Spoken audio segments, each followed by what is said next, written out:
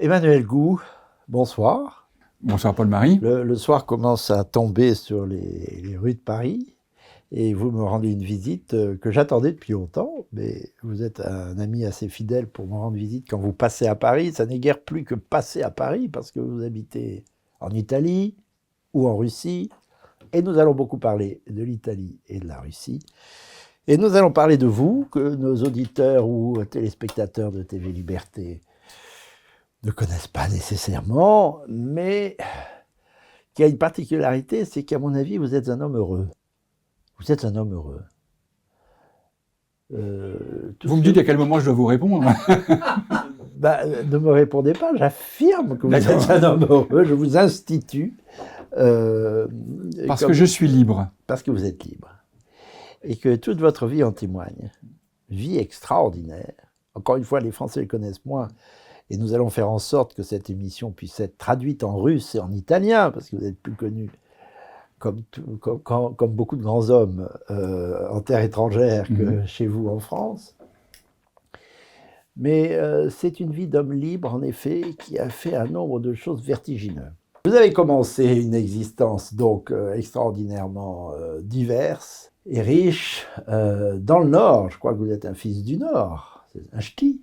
Un pur produit ch'timi de Roubaix. De Roubaix. Né à Roubaix et fier d'être ch'timi et de cette terre où on arrive en pleurant et qu'on quitte en pleurant. C'est la formule classique pour le Nord. Pourquoi il y a des gardes lacrymogènes? Parce que non, parce que on le voit encore aujourd'hui quand vous parlez aux jeunes étudiants de l'EDEC qui arrivent à l'EDEC, par exemple. L'EDEC est à Lille. Voilà. Le Nord, on y va, qu'est-ce qu'on va y faire? Immortalisé par Bienvenue chez les Ch'tis, évidemment. Mais c'est vrai que c'est une terre où on continue à arriver avec les pieds de plomb et en fait qu'on n'a pas vraiment envie de quitter parce que je crois qu'on a vraiment une capacité d'accueillir qui est assez, qui est aussi sincère que remarquable. Oui. Ouais. Mais vous sentez ch'ti encore? Ah, totalement. Ah oui, totalement. Totalement. Malgré le tour je finirai chez les ch'tis. Ma tombe est en plein cœur ch'ti. Très bien. Voilà. Bon, au moins vous n'êtes pas incinéré, c'est déjà ça. Bien. C'est pas le cas, ça sera même la terre. Même. Ça sera même à même la terre. Donc, Et alors vous en avez fait des choses, d'ailleurs, commençons par le commencement. On va parler de la Russie, on va parler de l'Italie, on va parler de ce que vous avez fait avec Berlusconi, dont vous fûtes proche et qui vous a lancé de nouvelles aventures à travers l'Europe. On va parler de vos engagements politiques, vous étiez plutôt nouvelle droite quand vous étiez jeune. Vous avez oui, mais enfin j'ai été mise au banc de mon école un certain temps parce que j'étais maoïste, donc tout est possible. On y reviendra si vous voulez bien. C'est dire la richesse du personnage. On y reviendra. C'est l'engagement qui me séduit. Vous avez d'énormes défauts. Enfin, au moins, vous aimez l'empereur. À telle enseigne vous avez éprouvé le besoin. Vous m'avez demandé 3 objets, je les ai ramenés et c'est vrai que j'ai retrouvé cette tapisserie. Votre espèce d'empereur. Tapisserie, pas d'espèce d'empereur. Et c'est vrai que plus ou moins chaque fois que je viens à Paris, je vais sur sa tombe et je ne regarde pas la tombe, je regarde ce qui est gravé dans les murs autour de la tombe. C'est toutes ces réalisations. Aux Invalides? Oui, et on ne s'en lasse jamais. On ne s'en lasse jamais. Il y a des... tout ce qu'il a fait, l'école civile, l'université, les académies, etc., tout ça, et on ne réussit pas à tout lire en une seule fois. Donc, il n'y a que des Américains qui vont voir Napoléon encore, ou des Anglais, non? Non. Vous savez, d'abord, c'est assez symptomatique de la France. C'est tout de même le pays qui n'a pas été capable de fêter Austerlitz. Les Anglais ont plus fêté Austerlitz que les Français. Si vous prenez la reconstruction de la bataille de Borodino, la bataille de Moscou, par exemple, vous trouvez plus de spectateurs, des dizaines de milliers de personnes qui y vont, qui assistent le premier week-end de septembre à cette reconstitution extraordinaire où l'organisateur ne s'habille pas en Kutuzov. Il prend les vêtements de l'empereur. Et quand vous faites la démarche sur tous les petits stands où on vend des petits soldats de plomb, etc., et vous demandez, mais alors, vous vendez plus Kutuzov ou vous vendez plus Napoléon? Pauvre Kutuzov. Napoléon a gagné la bataille. Alors que le grand homme, il n'a rien gagné du tout. Mais enfin, le grand homme, c'est Kutuzov. Bon. Bref, ok. On va pas s'éterniser là-dessus, mais... Tourcoing. Vous naquites à Tourcoing. Non, à Roubaix, je vous ai dit. Roubaix. À Roubaix, c'est pas la même chose. Vous travaillez à Tourcoing. Je travaillais à Tourcoing, oui. Dans un hôpital, c'était vos premiers pas dans le monde professionnel? Les premiers pas professionnels ont été en effet dans une clinique à Tourcoing. Je rêvais d'être chirurgien. J'avais toujours rêvé d'être chirurgien. Je voulais être un chirurgien du cœur. J'avais lu, je suis pas un grand lecteur, mais j'avais lu beaucoup sur Barnard. Je suivais un peu ce qu'il faisait. Dès qu'il y avait une collecte pour le cœur, je participais à la collecte, etc. Et... À 15 ans, 18 ans? Ah bah, je voulais être chirurgien dès l'âge de 9 ans, moi. Donc, j'ai toujours voulu être chirurgien, oui. Et j'ai découvert malheureusement que c'est une loi Simone Veil qui m'a... Enfin, c'est méchant d'accuser Simone Veil, c'est elle qui a introduit le numerus clausus. La liberté règne sur TV Liberté. Oui, à ce propos, j'aimerais bien dire une chose. Vous savez, oui. Je suis sûr qu'après cette interview, je vais entendre des amis me dire « Mais pourquoi t'es allé sur TV Liberté ?» Un peu comme j'ai entendu quand je suis allé sur Sud Radio. Et c'est vrai. Parce que vous avez été invité par... Oui, par Berkoff, etc. Oui, plusieurs fois. Et j'avoue que je suis assez surpris. Parce que d'abord, si je viens chez TV Liberté ou sur Sud Radio, j'ai pas vérifié ce que pense TV Liberté, ce que pense Sud Radio. Je suis invité pour parler d'une expérience, d'idées, de commentaires, etc. Et donc, je suis assez stupéfait. J'aimerais que les médias qu'on appelle mainstream, excusez-moi l'utilisation d'un mot anglais. Non, mais à partir du moment où on aime les empires dans leur totalité. Oui, on en reviendra sur les empires aussi. Y compris les Américains, oui. Une chose à la fois, là, vous me bouleversez. En tout cas, ce que je veux dire à cela, c'est que moi, je suis prêt à m'exprimer, ou d'autres comme moi, à donner la contradiction, à offrir d'autres opinions sur des médias qui, en général, ne nous invitent pas. Donc, s'ils ne nous invitent pas, on ne peut pas y aller. Ceux qui nous invitent, on évalue, etc.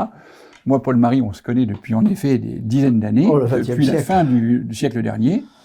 Et nous sommes connus par Joseph Massescaron. Par Joseph Massescaron et Dominique Régnier. Et Dominique Régnier qui avait lancé un petit club de juin et qui se réunissait à la Maison de la Chasse. Maison de la Chasse. C'était il y a 40 ans, ça. C'était le siècle dernier. Oui. Et voilà, donc en effet, oui, donc je rêvais d'être chirurgien, pour revenir à ça très rapidement, je rêvais d'être chirurgien. Mais on a compris que vous preniez des précautions et que vos amis... non, mais c'est pas des précautions, c'est pour dire aux autres, devenez libres, enfin, c'est ça que j'ai envie de dire. Regardez TV Liberté. Voilà, par exemple. Il faut leur dire, devenez libres, regardez TV Liberté. Bah, regardez ceux qui invitent les différentes opinions, etc., parce que on ne se forge pas une opinion en écoutant qu'une seule. Voilà. Cela dit, donc en effet, oui, j'ai travaillé dans une clinique pendant 2-3 mois. Je nettoyais les malades, c'était des personnes âgées, bloquées au lit pendant plusieurs semaines. Et c'est déjà une première expérience humaine absolument extraordinaire. J'avais l'occasion de temps en temps d'aller au bloc opératoire, c'était plus facile à l'époque parce qu'on laissait aller, voilà, bon. Pour conduire les malades. Non, pas seulement conduire les malades, mais assister aux opérations, donc prothèse totale, réduction de l'artère hépatique, appendicite, césarienne, voilà. Donc, mais la chirurgie à l'époque était plus chirurgie probablement qu'aujourd'hui. Elle était vraiment très manuelle. Oui. Et donc c'était une première expérience humaine très très belle. Oui. Là, on est dans les années 70, 80. Là, on est en 77. Ça. 77, et ça fait partie des boulots étudiants que j'ai fait. L'autre étant une illustration du fameux Bienvenue chez les Ch'tis, puisque j'étais facteur dans une petite commune. Et c'est vrai que, j'ai envie de dire, Bienvenue chez les Ch'tis est bien en dessous de la réalité en ce qui concerne la vie des bureaux postaux à l'époque et de la distribution du courrier, parce qu'à l'époque, on distribue les retraites. On va payer les retraites chez les personnes donc âgées, et à chaque fois qu'on arrive pour payer les retraites, un petit coup à boire, facteur, voilà. c'est vraiment... en fait, quand vous parliez de ma campagne électorale... Le courrier aussi aide non, bien sûr, mais il y avait le courrier, il y avait remplir éventuellement certains documents, il y avait aussi parfois la lecture du courrier. Parce que les personnes âgées disaient, facteur, est-ce que tu peux lire, est-ce que vous pouvez lire cette lettre, etc. Et c'était des moments très émouvants parce qu'on passait du temps. Et aujourd'hui, tout ça peut-être existe dans certaines régions. Mais quand vous évoquiez tout à l'heure... les facteurs, on les supprime. Hein. Enfin, bon. On les supprime, et puis il y a beaucoup moins de courriers, de toute façon. Hein, donc, ils passent plus tous les jours dans beaucoup de communes. Et quand vous évoquiez ma campagne électorale dans mon petit village des Sabines, en fait, c'est ce que j'ai retrouvé. Parce que j'ai fait du porte-à-porte. En Italie. Oui, en Italie. J'ai fait du vrai porte-à-porte dans une commune de 1200 électeurs, et où, pour résumer, caricaturer un peu, deux familles s'opposent depuis des siècles, la famille A à la famille B, et donc est arrivé cet électron libre. Il francese. Il francese, il russo, ça dépend, le français, le russe, tout y passe. Mais enfin, on est tout de même dans une commune où déjà le romain est considéré comme étranger. Voilà. Et combien de kilomètres de Rome? Nous sommes à 50 km de Rome. 50 km voilà, de Rome. Donc on comprend déjà un peu la nature de cette population qui est absolument remarquable. Moi j'ai vécu... encore là, une expérience humaine, humilité aussi, parce que c'est après un parcours professionnel d'un certain type, c'est tenter de se remettre en jeu face à des paysans, des vieilles gens, des artisans, des commerçants, avec des problématiques extrêmement locales, qui ne ressemblent pas forcément toujours aux problématiques françaises. Et donc c'est un très bel enjeu, oui. Qui ne ressemble pas aux problématiques françaises. C'est-à-dire qu'il y a vraiment une différence de civilisation, vous diriez? J'ai envie de dire, c'est plus par ignorance que je dis ça, parce que je n'ai plus le contact avec le terrain en France. Donc il m'est difficile de vous dire à quoi ressemble un village français aujourd'hui, sinon que la dernière fois que je suis chez des amis en Charente, dans un village, il y avait un distributeur automatique de baguettes pour 1 €. Alors j'ai compris que là, c'était pas du tout l'Italie, parce que l'Italie, ces villages, la plupart des villages ont encore une vie, sauf les petits bouts raccrochés aux montagnes. En somme, j'ai l'impression que le tissu italien social résiste mieux à l'innovation, ou si c'est une innovation, en tous les cas, si c'est un progrès, je suis pas sûr, que le français, dont les villages sont complètement arasés par le fait qu'un supermarché... Ah oui, quand on revient en France d'Italie... Et détruit tous les magasins du coin. Oui, quand on revient en France d'Italie, on est surpris par... en fait, la France est devenue un pays qu'on perçoit, quand on revient de temps en temps, extrêmement américanisé. Alors qu'on se vante d'être un peuple indépendant, pas américanisé du tout. On est le peuple qui a le plus de McDonald's par tête d'habitants après les États-Unis. Donc on peut se poser des questions. Vous avez fait beaucoup de choses, vous avez été chauffeur, je crois. Oui, aussi, oui, de nuit. De nuit. De nuit, j'apportais les infos de Lille à Roubaix pour imprimer Nord-Matin. Nord-Matin. Ce qui m'a permis de connaître les prostituées de Lille sur le chemin, puisque je passais devant 6 fois par nuit. Et on s'étonne que le courrier arrive en retard. Ce n'est pas le courrier, c'était les nouvelles dans ce cas-là. Le journal était imprimé, je vous rassure. Alors, ce qui est intéressant, c'est que vous dites avec une certaine fierté que les études, ça ne vous a pas bouleversé. Hein. Je ne sais pas si c'est pas moi qui n'ai pas voulu d'elle ou elle qui n'ont pas voulu de moi, mais je crois que j'étais pas très sérieux. Voilà, j'étais très... Donc je rêvais d'être médecin, donc j'ai en effet tenté de passer médecine. J'ai raté 2 fois, après j'ai raté plein de choses. Et alors comment arrivez-vous en faisant un grand saut, quelques années plus tard, dans le proche entourage de Berlusconi? Racontez-nous ça. Quelles sont les sinuosités qui vous ont conduit jusqu'à l'Italie? D'abord jusque l'Italie. Et le personnage Berlusconi. D'abord jusque l'Italie. Et Finwest, comment s'appelle cette entreprise? Ou Finwest. Fininvest. Oui. Fininvest. Alors, en fait, le passage, d'abord, il est par un père qui en pouvait plus et qui me dit il faut bosser. Lui était, il avait fait aussi une carrière partant de rien à devenir directeur commercial d'une boîte, et il entend que sa boîte cherche un jeune pour accompagner un adulte. L'adulte c'était 50 ans, moi j'en avais 23, et soit en Australie, soit en Italie. Je choisis l'Italie parce que l'Australie, c'est des protestants, on parle beaucoup du sport, c'est très loin. Je préfère les cathos aux protestants, je n'aime pas le sport et je préfère être proche de la France parce qu'à l'époque, j'imagine encore rentrer en France. Vous préférez les catholiques aux protestants, bien. Bon, parce que je suis de culture catholique, quoi, mais je ne suis pas croyant. Pas mais un tempérament très religieux. Hein. Oui. Non, mais je l'ai été. J'ai eu des phases de mon existence très religieuses. Oui. J'ai eu des phases très religieuses. Jeune. Oh non, plus tardif que ça. J'ai eu des... Alors, c'est un peu des fréquences qui s'estompent petit à petit. Mais j'ai maintenu, on le verra peut-être plus tard, beaucoup de rapports avec le monde religieux. Donc, c'est peut-être aussi une bonne raison. Ah oui.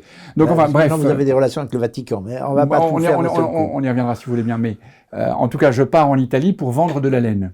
Donc, pour faire le représentant textile. C'est comme ça que ça s'est passé. Et je pars vendre de la laine. Donc, je quitte la France à 23 ans. Et seul, voilà, avec un monsieur plus âgé, décédé maintenant malheureusement, pour lui, et pour moi aussi, un Belge, parce que la société était franco-belge. Et donc, on vit cette aventure textile dans une capitale du textile en Italie qui s'appelle Biella. La laine faite dans le Nord, alors. Pardon ? La laine du Nord. Alors non, le produit venait d'Australie principalement. Ah. Donc la laine était tondue sur les moutons en Australie, arrivée dans les peignages du Nord, ou le peignage d'Italie, chez nous, peignage du Nord, parce qu'il faut de l'eau. Dans le Nord, l'eau ne manque pas. Et donc, on lavait la laine et après, on faisait un ruban peigné qui était vendu aux filatures. Les filatures étaient principalement en Italie. Du fil, on passe au tissu, du tissu au costume. Bon, voilà. Et donc, j'ai passé 7 ans à Biella et j'avais un chef belge qui lisait Le Soir de Belgique, tous les jours. Il allait le chercher à la gare, il n'y avait pas les moyens d'aujourd'hui, on n'écoutait pas la radio, il n'y avait pas de diffusion, il n'y avait pas le numérique. Et un jour, j'entendais parler beaucoup de Berlusconi en France, qui à l'époque se lançait dans la 5. Et puis je lis aussi de ce que tente de faire Berlusconi éventuellement en Belgique flamande, par le biais d'un de ses envoyés là-bas, etc. Et donc je décide, grosso modo, d'écrire à Berlusconi. Ah, comme ça ? Oui, comme ça, tout bêtement, une lettre toute bête. Bon, c'est vrai que la lettre péchait un peu par arrogance, sûrement, puisqu'elle accompagnait, elle imaginait que ma venue en Italie ressemblait à celle de Bonaparte. Ah, c'est ça, oui. Et donc, c'était une terre de conquête, etc., blabla, etc. Bon. Et puis, cette lettre est restée dans l'oubli total pendant 1 an. Il n'a pas répondu. Il n'a pas répondu, et puis un jour, j'ai reçu une réponse. J'ai reçu une réponse. 1 an plus tard, parce que son directeur de cabinet, le secrétaire, est en train de mettre de l'ordre. Ça, la vie est étrange. Et puis, dans son bureau, il prend la première lettre sur la pile, il lit. Emmanuel il aimait Napoléon. Il m'a dit, ce type est étrange, je vais le recevoir. Et donc, il m'a reçu. On n'a pas du tout parlé de travail. Vous avez parlé de Napoléon ? On a parlé de Napoléon, on a parlé de Chacha. Il voulait me tester sur ma culture des auteurs italiens. J'étais pas forcément très branché. Leonardo Chacha. Voilà, mais et qui a toujours eu une phrase extrêmement fabuleuse, Chacha. Et ça, c'est en fait un des anciens majordomes de Berlusconi qui me l'a révélé. Il disait ce groupe, et il y a tout de même beaucoup de quoi. Je ne sais pas si vous connaissez le concept. Ok, quoi. Chacha théorise le concept du quoi. En fait, le monde est fait de 3 catégories de personnes, le quoi, l'homme et l'homme d'honneur. Et donc il est sicilien, il faut rappeler. Et le quoi, c'est la churlie, c'est le traître, c'est le mécréant, c'est tout, voilà. C'est le pauvre type. C'est le pauvre type, voilà. Et donc, chemin faisant, dans une existence professionnelle, on rencontre énormément de quoi, qui prétendent en plus, parce que le quoi s'habille bien, se présente, etc. Et donc, en fait, c'est un peu, bon, pour la faire très brève, comme on dit en italien, per fare la breve, c'est comme ça, donc... Per fare la breve. Per fare la breve, si. C'est comme ça, donc, en fait, qu'après différents entretiens, on arrive à se revoir à un moment où le mur de Berlin, en commençant par la Hongrie, à l'époque, là, on est à la fin des années 80, oui. Là, on est dans les 88, 89. C'est ça. Et en fait, c'est le moment où la Hongrie commence à bousculer en Hongrie, ça secoue un peu partout. Et donc là, à ce moment, son directeur de cabinet, décide de créer une task force sur le front d'Europe centrale et de l'Est, et je pars à l'aventure comme ça. Donc je m'occupe à l'époque de la Pologne, de ce qui s'appelait la Tchécoslovaquie et de ce qui s'appelait l'Union soviétique. Et c'est Berlusconi qui vous dit... Et donc ça c'est son directeur de cabinet, et c'est Berlusconi après qui m'engage directement sur le sujet. Oui. Oui. Alors le sujet, quel est-il? Le sujet, c'était il fallait partir dans ces pays qui vivaient la dictature totale avec la télévision unique, etc., de voir comment créer les conditions pour installer des télévisions commerciales. Mais c'est vous qui dites qu'il va se passer quelque chose, donc il y a un marché potentiel? Non, ça c'est le directeur de cabinet de Berlusconi qui identifie cette... Qui perçoit qu'il va se passer quelque chose. Qui en parle à Berlusconi, ça a toujours été quelqu'un d'extrêmement curieux, qui a du nez aussi. Il s'est dit, les télévisions et radios uniques vont s'effondrer, et donc il y a tout un marché donc il y a un marché à prendre, mais en même temps il y a un marché, mais il n'y a pas d'argent, il n'y a pas de culture libérale, il y a rien. Donc en fait il y a un problème de mentalité, il y a un problème économique, il y a un problème de droit. Tout est à faire. Donc il y avait tout à faire. Et donc c'était vraiment une exploration qui ressemblait à une opération commando, journalistique, politique, économique. Enfin, on était multifacettes. Il faut défricher. Et c'est vrai, ce qui m'amène à assister à la révolution de velours dans les rues de Prague, ce qui m'amène après en Russie à participer à des moments phares du passage entre 90 et 91. Donc c'est des moments qui sont absolument...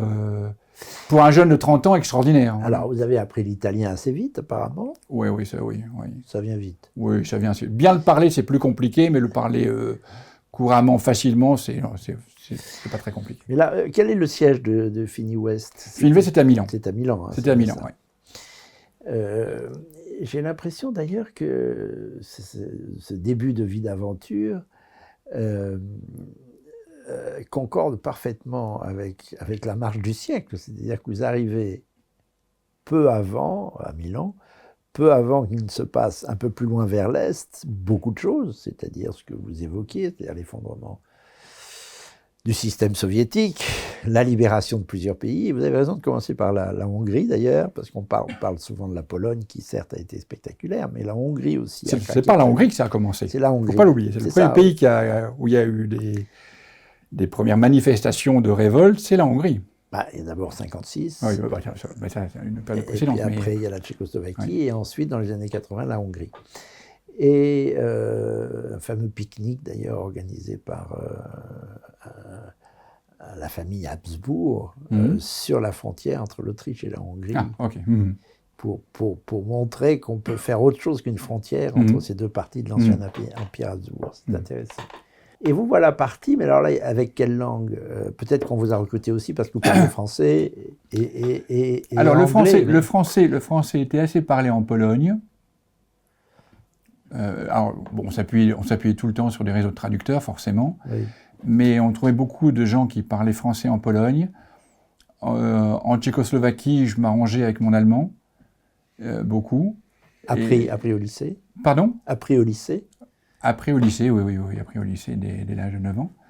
Et puis avec beaucoup d'échanges scolaires, parce que le nord de la France est même très lié à l'Allemagne. Donc, et en Russie, un mélange, mais en général avec traducteur. Mais vous apprenez facilement les langues quand même. Ça, c'est un secret. Peut-être oui, peut-être non, parce que mon russe tout de même me laisse à désirer sacrément. L'Italie est plus facile. L'italien est plus facile. L'italien est beaucoup plus facile, mais je peine pour le russe. Alors, revenons-en à cette question intéressante. Non, mais la question des langues est formidable, parce que tout ça n'est possible que parce que vous arrivez à manier plusieurs langues. C'est aussi. D'abord, pour connaître les peuples, parce qu'on peut avoir tous les traducteurs du monde, DeepL, qui vous aident et qui sont très utiles. Puis d'abord, il faut respirer. Enfin, ce qui est fabuleux dans tous ces contacts, c'est vraiment le contact humain, parce que quand vous rencontrez des puissants, des moins puissants, des gens qui veulent devenir très puissants et qui ne le sont pas encore, ceux qui ne le deviendront jamais, se mettre dans leur système. Il faut vraiment avoir cette sensibilité. Et moi, j'ai toujours vanté d'être un... Alors ça, c'est parce qu'après, j'ai fait de la télévision à péage, mais d'être une forme de décodeur. Ça veut dire que j'ai cette capacité, aujourd'hui, de comprendre le russe, je parle de la personne, probablement, ou l'italien, probablement mieux que beaucoup d'autres personnes parce que j'y vis. Moi, quand j'ai vécu en Italie ou quand j'ai vécu en Russie ou quand j'y vis, je ne fréquente pas de Français. Les expats, tout ça, Italiens, Français. Ça peut servir pourtant. Non. Non, moi je trouve que quand on arrive dans un pays, on y vit, ce qui ne veut pas dire qu'il faut nier le devoir inconational, mais on vit dans le pays, on s'intègre. Alors comment faites-vous ? Vous savez, c'est la clé de l'immigration, c'est toujours pareil. Hein. Moi, c'est ce que je dis sur ce débat de l'immigration qui est cher à la France et cher aussi à l'Italie, c'est que moi, quand j'en ai eu marre de l'Italie en 94, je me suis cassé. J'ai dit, je ne peux pas rester dans un pays que j'insulte tous les jours. Parce que je ne supportais pas, parce qu'il y avait eu... Amato avait fait une taxe de prélèvement sur tous les comptes bancaires. Du jour au lendemain, tous les comptes bancaires italiens avaient été prélevés arbitrairement pour sauver l'économie italienne. Ce qui nous pardonnait d'ailleurs. Ouais, peut-être ici, oui. Et donc moi, mon sentiment... Montre que ça s'est déjà fait, que ça peut se refaire, oui. À l'époque, j'avais pas encore le passeport italien, et donc, pour moi... Je suis français, si je me lève le matin et que je critique l'Italie et que je ne suis pas bien, je m'en vais. On s'en va. Voilà.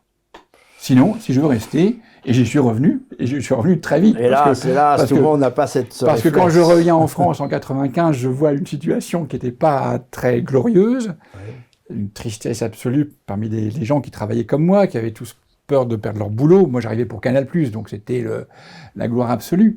Alors, on va venir à Canal+. Pardon, excusez-moi, je me laisse aller. Vous sautez une étape. Vous avez raison. Là, je vous trouve...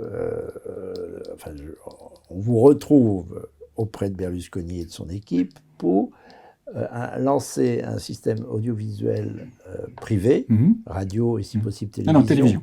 Télévision, pas de radio. Non. C'est plus simple pourtant la radio, non ? Et c'est beaucoup plus simple, c'est pour ça que Lagardère a réussi.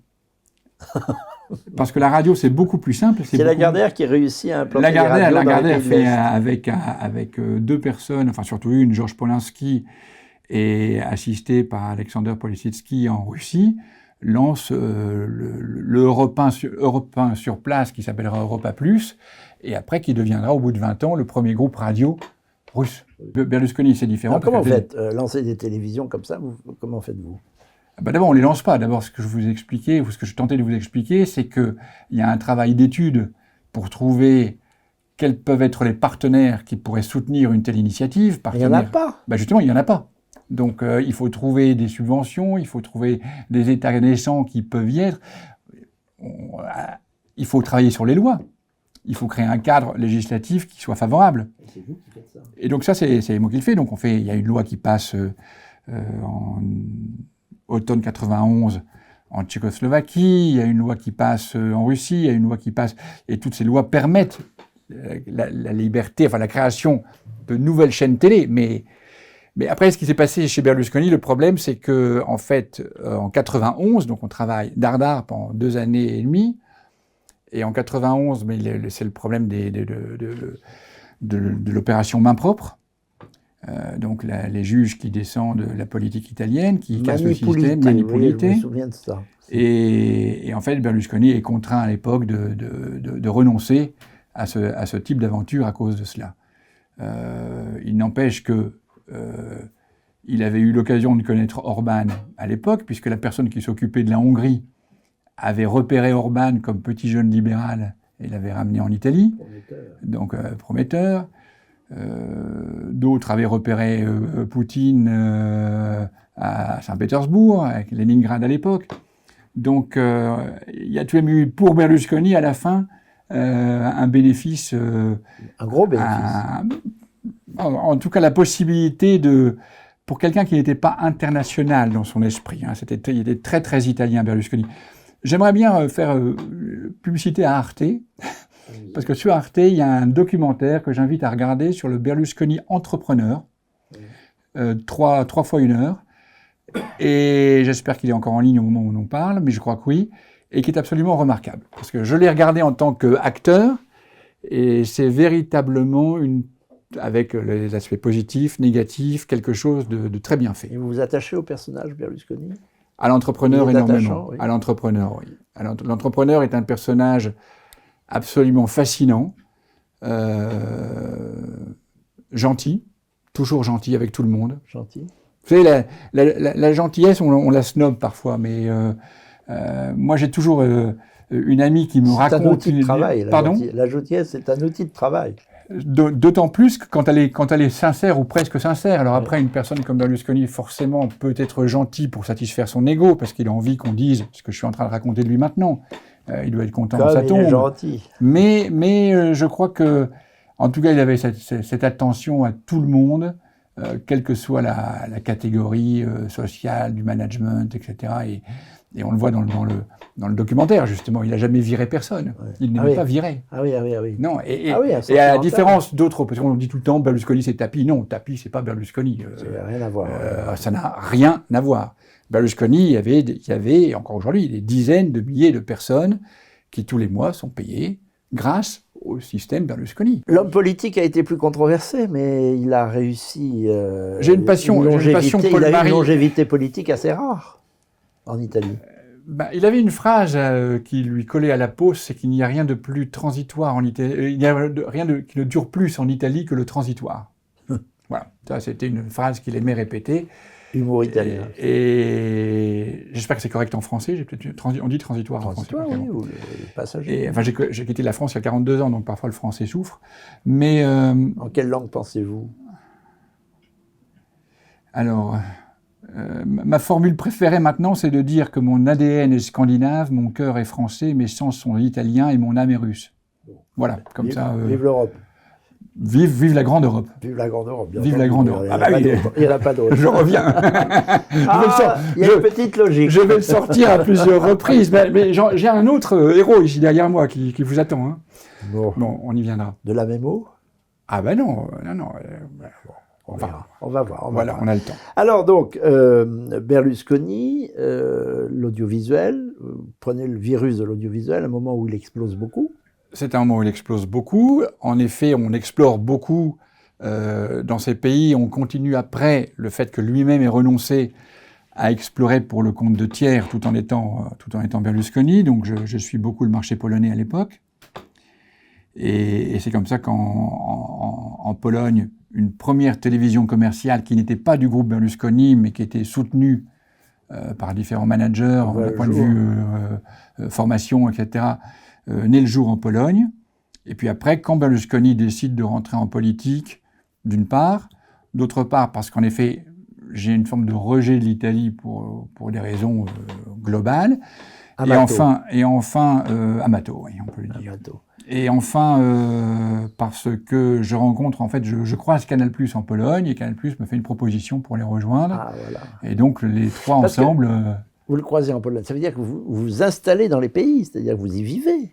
À l'époque, je faisais grosso modo une semaine par mois en Pologne, une semaine par mois en Tchécoslovaquie et une semaine par mois en Union soviétique Russie. Toujours, alors là, vous vivez à l'hôtel. Non, pas forcément, parce que j'avais mon boss, donc le directeur de cabinet de Berlusconi, était convaincu à juste titre que pour comprendre un pays, il faut y vivre. Il faut faire ses courses, il faut prendre les transports en commun.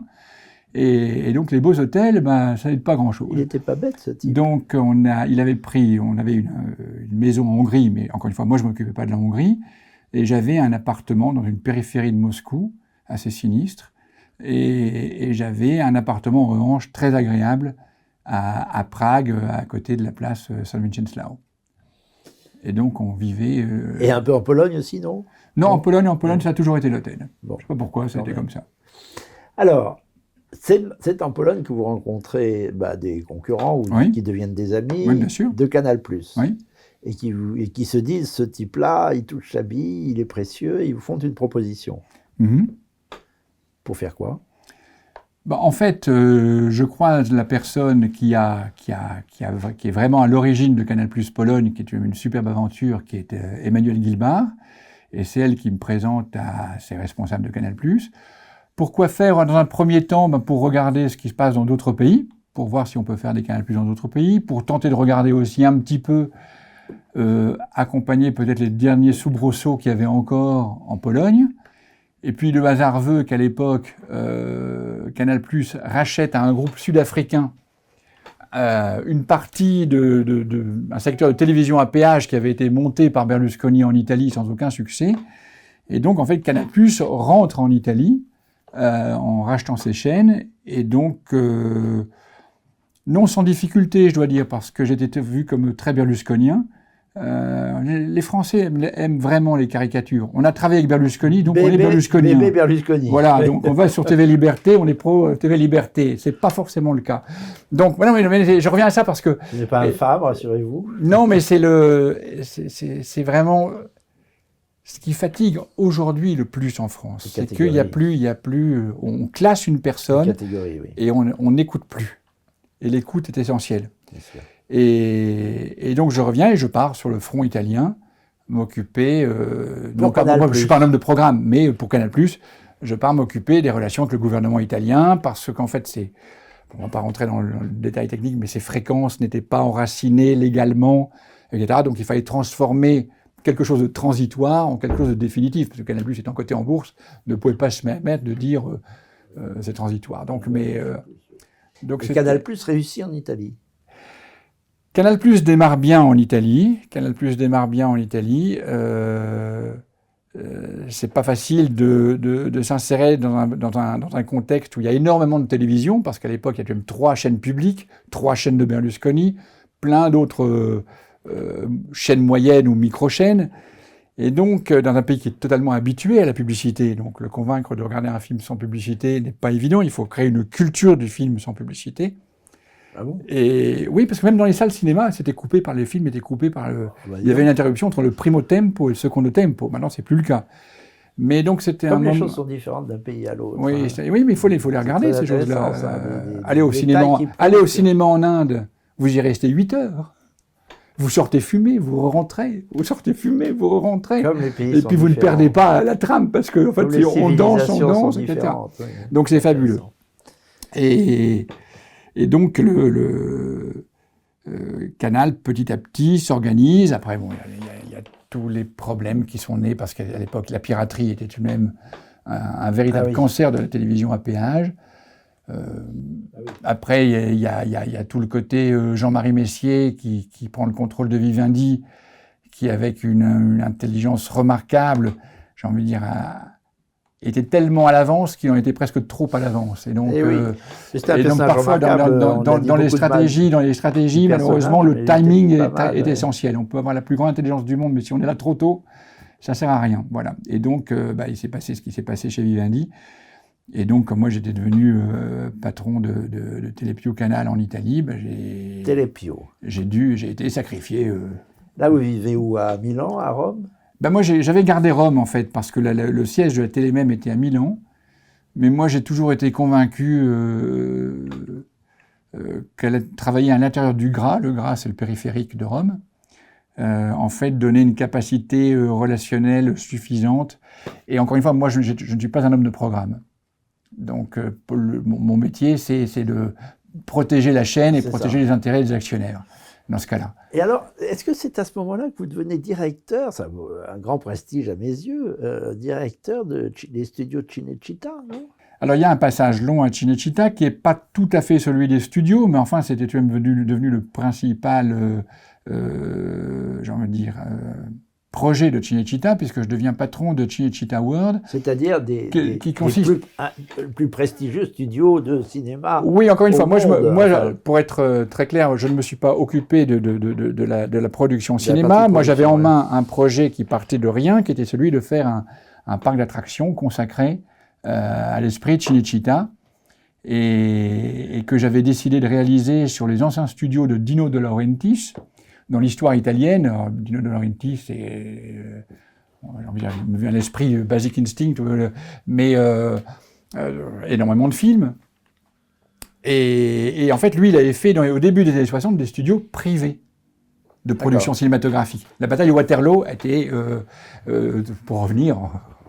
Vous restez dans votre monde. A été tourné dans les studios de Dino De Laurentiis au sud de Rome. Et en fait, c'était des studios privés contre les studios d'État Cinecittà. Entre-temps, Cinecittà avait été privatisé. Entre-temps, les studios de Dino De Laurentiis avaient périclité, n'existaient presque plus. Et donc, en fait, on a repris ces studios pour en faire le parc d'attractions qui est devenu le parc d'attractions de Cinecittà aujourd'hui. D'accord. Voilà. Mais pendant tout ce temps-là, vous viviez à Rome, donc. Non, je vis en fait entre Rome et la Russie, parce que comme les projets immobiliers de construction sont extrêmement longs, et il ne se passe pas tous les jours quelque chose, Dans la télévision, il se passe quelque chose toutes les minutes, dans la politique toutes les minutes. En tout cas, on a l'impression qu'il se passe quelque chose, plus qu'il se passe quelque chose. La constante illusion du mouvement. Mais dans ce cas-là, donc en fait, je divise ma vie en deux. Et donc, j'ai une vie de Cinecittà, et puis j'ai une vie que je décide de créer en Russie, que j'avais donc bien connue à l'époque berlusconienne. Et vous aviez laissé un cœur, j'imagine, une partie de votre cœur. Je parle pas d'attachement particulier, mais enfin, oui, non, mais j'ai bien compris. D'attirance. J'ai bien compris. Il doit y avoir des histoires de femmes telles que je vous connais, mais passons là-dessus. Mais les femmes russes, elles comptent beaucoup pour la diplomatie russe, les femmes, vous savez. Oui, mais les femmes russes sont absolument extraordinaires. Mais voilà, on y arrive. Voilà. Il y a des femmes extraordinaires partout. J'ai eu la chance de les trouver. Donc, Les Russes sont assez attachants d'ailleurs, mais vous êtes attaché donc à la Russie. Oui, c'est un pays dans lequel je me suis trouvé immédiatement fort bien. Et alors, il y a cette espèce que vous gardez encore d'ailleurs de... Bon, vous êtes français, mais vous vivez tantôt en Russie, tantôt en Italie. Il y a ces deux pieds chez vous. Maintenant, ma vie est divisée principalement entre la Russie et l'Italie. Elle était plus russe qu'italienne jusqu'au début du conflit ukrainien. Et elle est devenue beaucoup plus italienne que russe après le début du conflit. Oui. Et alors, parlez-nous un peu de la Russie. Donc, c'est grâce à Berlusconi, pour cette affaire commerciale, d'implantation, que vous connaissez la Russie. Vous auriez pu vous attacher, je ne sais pas, à la Pologne ou la République tchèque. Mais ça a été la Russie. Pourquoi la Russie ? Parce que vous aimez la Russie. Oui, non, mais c'est malheureusement quelque chose que je ne me suis toujours pas expliqué. Ah bon ? Et ça s'est passé de la même façon avec mon frère, parce que lui a créé le bureau Air Liquide à Moscou dans les années 90. Indépendamment de vous ? Totalement indépendamment. Alors vous vous retrouvez à Moscou, chacun pour deux raisons différentes. On se retrouve à Moscou pour des raisons totalement différentes. Drôle. Et on a eu toujours ce coup de foudre. Et je crois que la Russie, du jour au lendemain, on l'aime ou on ne l'aime pas. Oui. Elle ne tolère pas les nuances. Ça peut être très capiteux. Enfin, l'attirance pour la Russie, ça peut vraiment prendre le... Oui, ça prend... Comment dire ? En plus, je ne sais pas, en venant du Nord, vous savez, on parlait des origines ch'timi. Oui. Bon, déjà, le climat, on n'est pas vraiment... dépaysé. On n'est pas dépaysé. Ouais, pas aussi froid, mais enfin, le gris, il fait nuit tôt. Oui, ça, c'est... Ouais. On s'y habitue plus facilement. Mais... Très marrant. Moi, je me raconte des histoires. J'aime me raconter des histoires bêtes. Parce que moi, mon père, à chaque fois qu'il disait non, c'était jamais non, c'était niette. Mon père, vous l'auriez vu marcher dans une rue de Moscou, on aurait dit un soviétique, une sorte de gros pingouin marchant coincé comme ça. Un grand manteau. On aurait pu un grand manchot, pardon, oui. Un grand manteau. Oui, enfin un grand manchot aussi. Le dessert qu'on préférait, c'était le dimanche la galette russe que faisait un pâtissier de Tourcoing. Quand vous étiez jeune. Oui. Après, il y avait la portion de frites supplémentaire, ça s'appelait le petit russe. Alors je me raconte ça parce que je trouve que c'est une belle histoire dans la narration, ça passe bien. Voilà. Sûr, bien sûr. Ça n'a évidemment rien à voir. C'est la Russie ou Moscou, d'ailleurs ? D'abord, en général, les premiers contacts sont où Leningrad, tout au début, redevenu Saint-Pétersbourg, et Moscou. La découverte de la Russie profonde ou d'autres grandes villes arrive bien plus tard. Donc la première relation, c'est forcément... c'est déjà un choix. Est-ce qu'on préfère Saint-Pétersbourg ou est-ce qu'on préfère Moscou ? Vous, c'est Moscou. Ça a été Moscou immédiatement. On peut trouver Saint-Pétersbourg superbe, mais comme m'a dit une personne que j'ai fort à cœur, quand elle a visité Saint-Pétersbourg avec moi, elle dit ils ont dû prendre des architectes italiens endettés, des architectes français endettés, et puis ils ont fait venir à Saint-Pétersbourg, mettez-moi de l'or, mettez-moi de l'or, mettez-moi de l'or. C'est réussi quand même, hein ? Oui. Mettez-moi de l'or. Oui, je crois que c'est le visuel global qui est réussi. Après, quand on va dans le détail, on n'est pas forcément enthousiaste. Mais en tout cas, c'est... Moscou. Donc, Moscou. C'est Moscou parce que c'est la vraie ville russe. Et là, vous parce que Pierre le Grand veut faire une ville européenne, il ne faut pas l'oublier. Et oui. Donc forcément, c'est une ville qui a une connotation européenne. Oui. Tandis que Moscou est pleinement russe. C'est russe. Soviétique, russe. Parce que vous savez la différence. Vous parliez de la Pologne et de la Tchécoslovaquie. Il y a une différence fondamentale qu'on oublie aujourd'hui quand on parle, quand on caricature. C'est que le Polonais et le Tchécoslovaque, il avait une grand-mère qui avait une mémoire d'une société différente, je ne vais pas dire libérale, le mot est un peu fort, mais où il y avait une économie, où il y avait des sociétés, où on voyageait. Le soviétique, quelle mémoire a-t-il? Dans le meilleur des cas, à un moment, il pouvait se rappeler ce qui s'est passé avant la révolution de 1917. Et je ne suis pas forcément fan de ces gens-là. Donc, j'ai envie de dire, la situation sous les tsars n'était peut-être pas forcément la meilleure. Avec le développement de l'URSS et de la société soviétique, on sait ce que c'est devenu. Avec aussi les caricatures, parce que tout n'était pas mauvais. Et donc, en fait, la Russie d'aujourd'hui n'a aucune mémoire. C'est comme quand vous reprenez une société. Vous reprenez une société, vous faites le bilan actif et passif. Vous prenez la Pologne, il y avait de l'actif jusqu'en 1939, et puis après, c'est du passif, etc. La Russie, c'est tout passif. C'est passif, plus passif, plus passif. Et puis, il se passe 10 années entre la chute de l'URSS et l'arrivée de Poutine. Les années non, c'est pas les années Eltsine, c'est les années 90. Non, elles correspondent à Yeltsin, mais c'est encore une période dans laquelle on va assister à du Far East, en analogie au Far West, bien entendu, où vous sortez en discothèque, vous déposez votre flingue à l'entrée, enfin, et où c'est très violent. Alors évidemment, le pouvoir politique étant effondré, ou tout au moins peu légitime, très manipulé par l'étranger, on pourra en dire un mot, par les Américains en particulier, la violence reprend ses droits, si tant est que la violence ait des droits, et la vie à Moscou dans les années 90 a quelque chose en effet du Far West. Ah ben totalement, c'est du Far East, c'est ce que je vous dis. C'est un moment très difficile pour ceux qui, on a parlé de la radio tout à l'heure, qui implantent la radio, qui avancent dans la radio, parce que nous, donc, on avait arrêté en 91. Mais pour ceux qui avancent dans la radio, c'est compliqué, c'est très difficile. C'est dangereux. C'est très mafieux, c'est dangereux, bien entendu. C'est très dangereux. Ouais. C'est très dangereux. Et en même temps, avant-hier, le 14 octobre, on fêtait tout de même les 30 ans du premier accord entre l'Italie et la Russie d'Yeltsin, que nous avions connu, puisque moi j'avais connu et travaillé avec Boris Nikolaïevitch, donc je peux en dire quelque chose, mais... Boris, comment l'appelez-vous? C'est Yeltsin que vous appelez comme ça, Boris Nikolaïevitch. En Russie, vous n'appelez pas par le nom.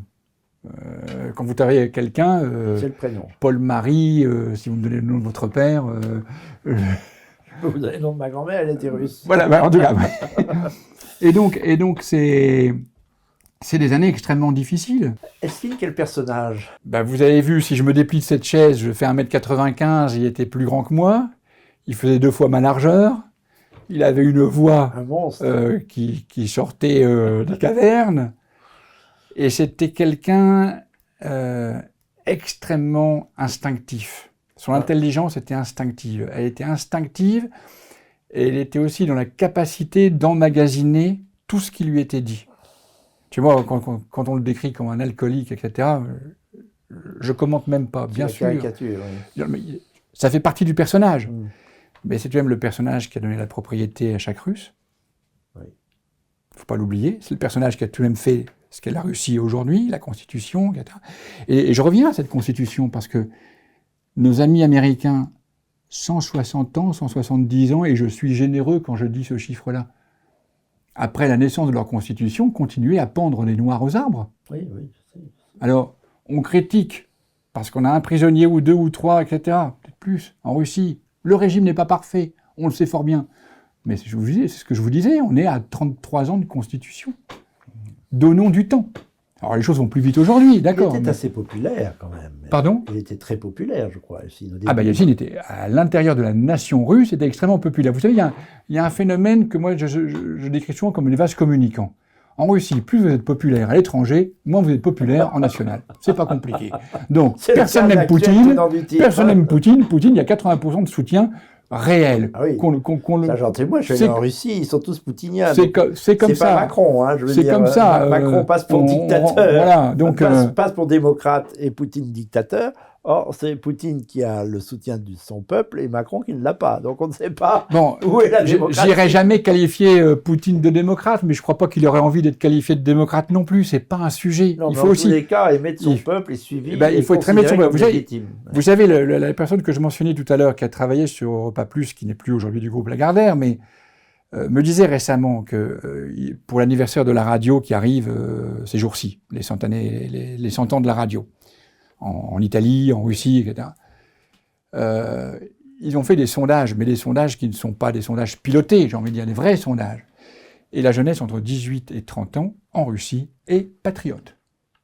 Elle est patriote, elle veut écouter de la musique russe, elle veut voir des séries russes, etc. Et ça sans quota.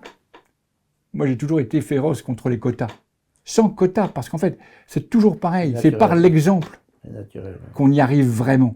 Alors le quota peut aider, il y a des moments où il faut aider à faire partir la machine, donc on peut comprendre que certaines règles puissent être mises en place, mais quand ces règles sont pérennes, c'est un peu plus gênant. Alors, quand même, une question qui me vient à l'esprit, je vous écoute parce que tout ça me passionne, et c'est assez fascinant, je dois dire, votre côté aventurier, qui est apparemment dans votre sang, puisque votre frère aussi a un côté assez aventurier, apparemment. Vous vous retrouvez tous les deux à Moscou. Comment vous arrivez d'Italie à Moscou? Pourquoi faire Moscou? En Italie, on voit votre... Donc en Italie, c'est Cinecittà, et en Russie... Mais en Russie, qu'est-ce que vous faites? Du commerce? Non, en Russie, je décide dans un premier temps, avec des amis italiens, de créer une société de conseil, dont le but était, somme toute, de conseiller des sociétés italiennes surtout pour aller travailler en Russie. C'est ce qui fait le lien, oui, et en fait, il s'est passé exactement le contraire.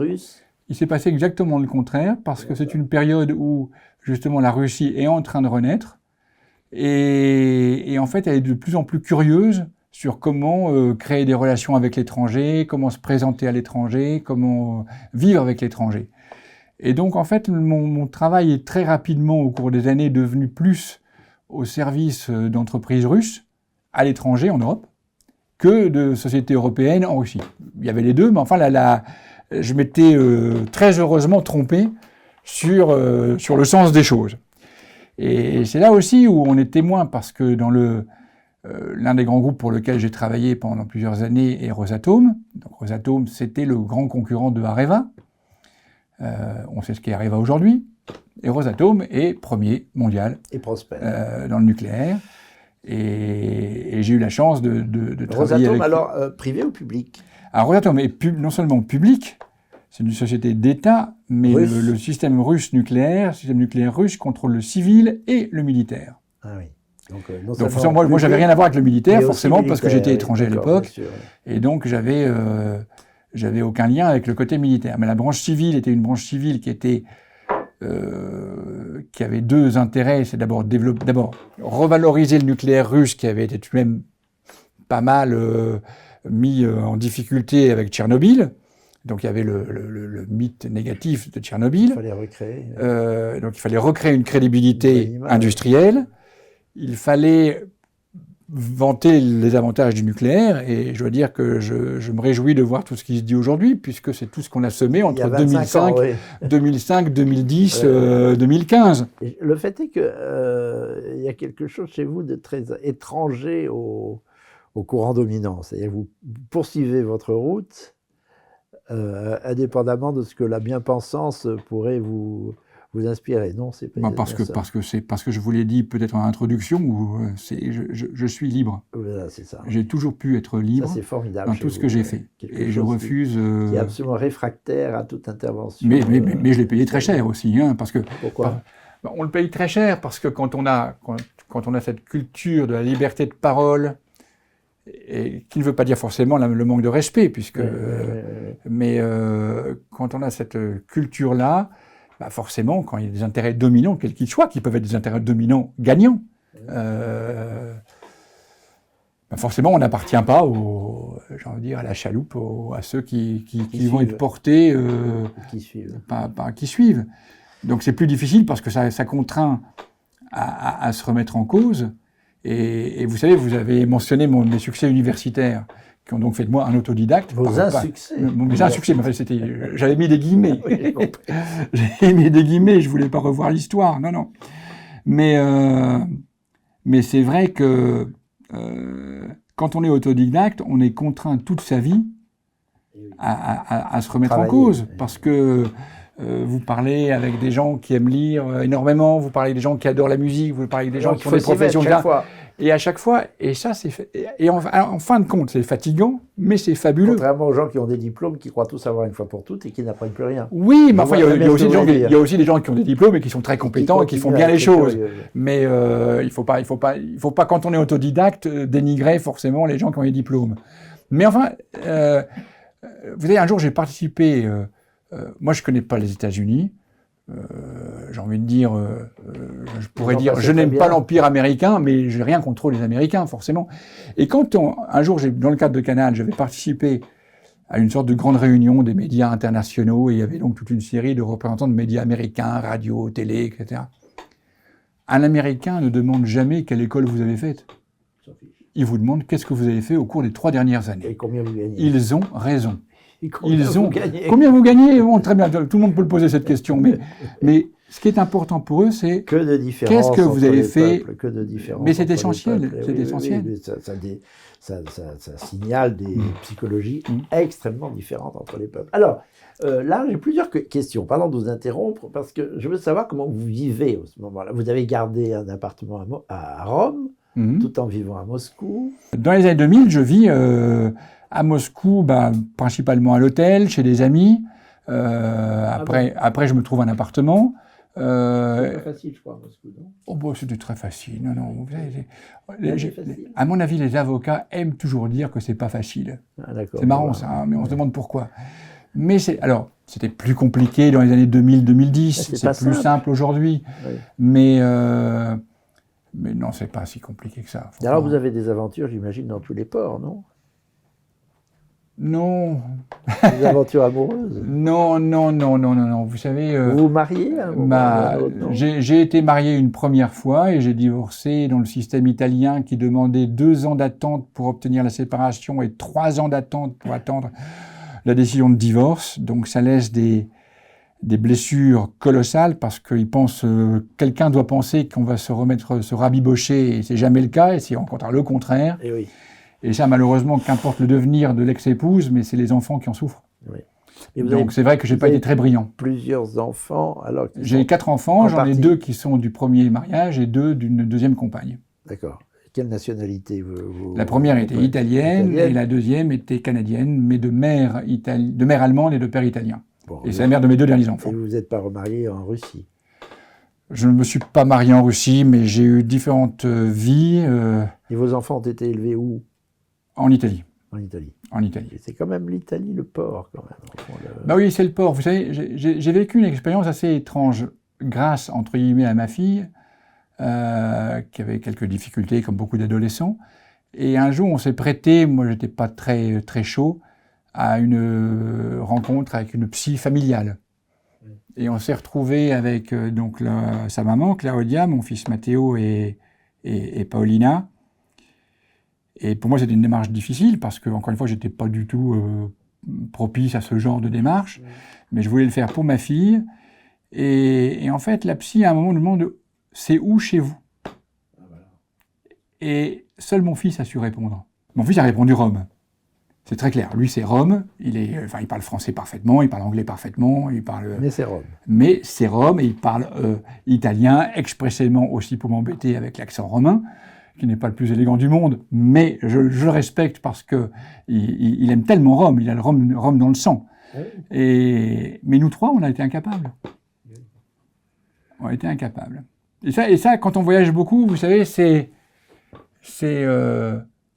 là où, d'une certaine façon, j'ai compris la force de la diaspora juive.